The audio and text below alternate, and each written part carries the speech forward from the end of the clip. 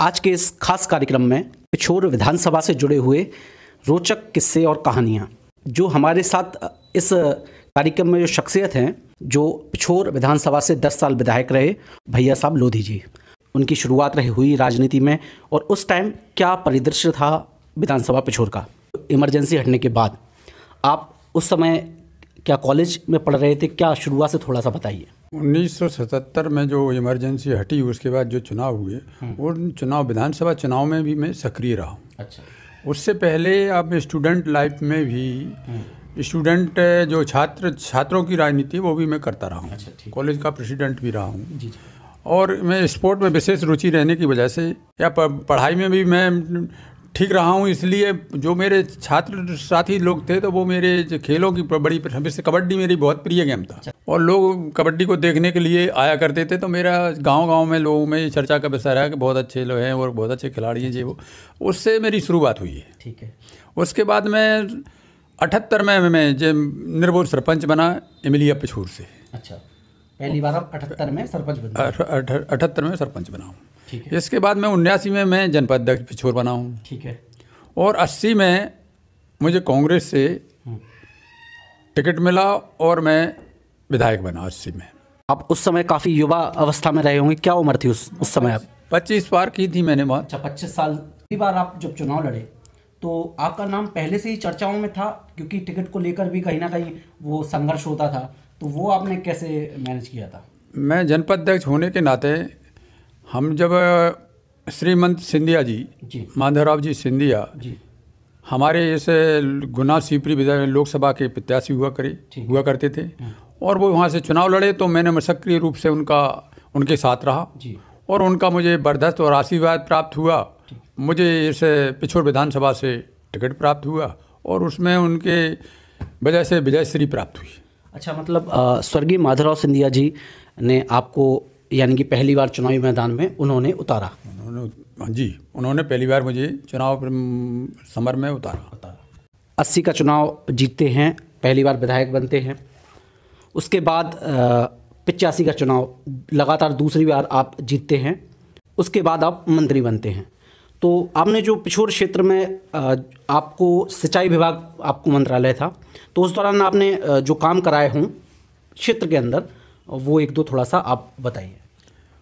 उस समय हमारे क्षेत्र में क्या हुआ, 77 में जो चुनाव हुए उसमें बीजेपी सरकार आई। बीजेपी सरकार आने की वजह से और ये हमारे यहाँ को बहुत, जैसे आपका पारोच है, आपका महुअर है, आपका बुधना डैम है, ये डैम उस समय स्वीकृत हुए। इसके बाद में आपका हरदोन चक है बाद मेरे टाइम पर इसके बाद में जो आपका अर्जुना ग्राम में लिफ्ट इरिगेशन की योजना थी। अच्छा। वो मैं बहुत कम पीरियड के लिए रहा हूँ, 10 माह तो मैं रहा ही हूँ, इसलिए ये सब अच्छा। उस समय जो दे सके वो देने का प्रयास किया हमने। अच्छा, मतलब आप 10 माह ही मंत्री रह सके।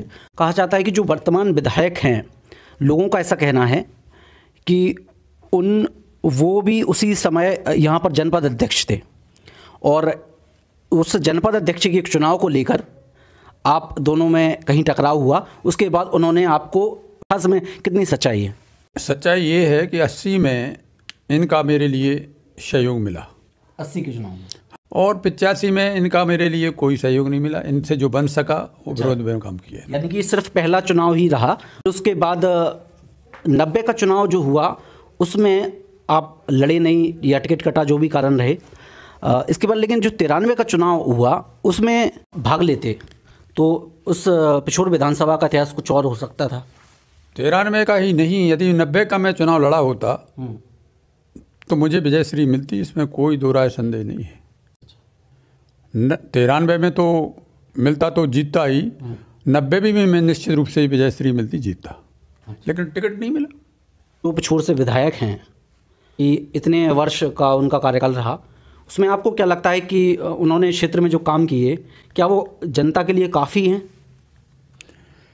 लोग काम की वजह से लोग संतुष्ट तो नहीं है, मेरी जो जानकारी है, लेकिन इनका जो मैं कहना चाहूँगा कि विकल्प जो है जो मिलना चाहिए वो विकल्प इनको नहीं मिल सका। परिस्थितियाँ उनकी ऐसी रहीं कि इनको विजयश्री मिलती रही। अब मैं कुछ ऐसी बातें हैं वो मैं आपको बता नहीं सकता हूँ कि किन कारणों में। तो ये कहूँगा कि उनका प्रारब्ध था, ईश्वर की कृपा रही तो चुनाव जीतते रहे। लेकिन ये भी मैं कह देना चाहता हूँ कि अब इनका कभी भी आने वाले समय में यदि विकल्प सही मिला तो चुनाव नहीं जीत पाएंगे भविष्य में। यानी कि आपका कहना है कि जब जब चुनाव हुआ तब इनके जो विपक्ष में जो चेहरा था वो विकल्प जनता के सामने सही से नहीं आ पाया, आप यही कहना चाहते हैं? नहीं, मैं ये कहना चाहता हूँ कि जो विकल्प मिले ये क्या होता रहा, जो विकल्प के रूप में आए वो इतने जनता के रूप में संपर्क में नहीं रहे जी। या फिर कहना चाहिए कि जो संपर्क था वो जो संपर्क होना चाहिए वो नहीं होते हुए तो परिस्थितियाँ ऐसी रही। मैं तो उनका प्रारब्ध को वो कहना चाहूँगा कि प्रारब्ध उनका अच्छा था, भाग्य उनका अच्छा था और लकी थे, इसलिए चुनाव जीतते रहे। भाजपा से कैंडिडेट स्थानीय होना चाहिए या बाहरी कैंडिडेट, तो इस पे आपका क्या विचार है?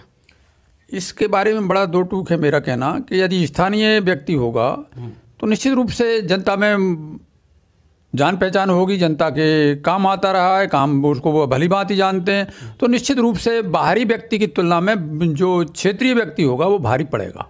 ये पिछली बार जो 2 चुनाव हुए जिसमें उन्हें कड़ा मुकाबला हुआ वो तो लेकिन बाहरी शख्स थे, तो वो कैसे हो पाया? फिर ये पार्टी ने जी जान से काम किया है, ऊपर वालों ने भी ध्यान दिया है, इसलिए संभव हो सकेगा। और कोई भी प्रत्याशी आएगा इनके लिए फाइट तो कड़ी मिलना है, इसमें कोई दो राय नहीं। जब उस समय जो पार्टी का वजूद था वो इतना संगठन में इतनी कसावट नहीं थी, संगठन इतना अच्छा नहीं था, इसलिए वो पोजीशन रही।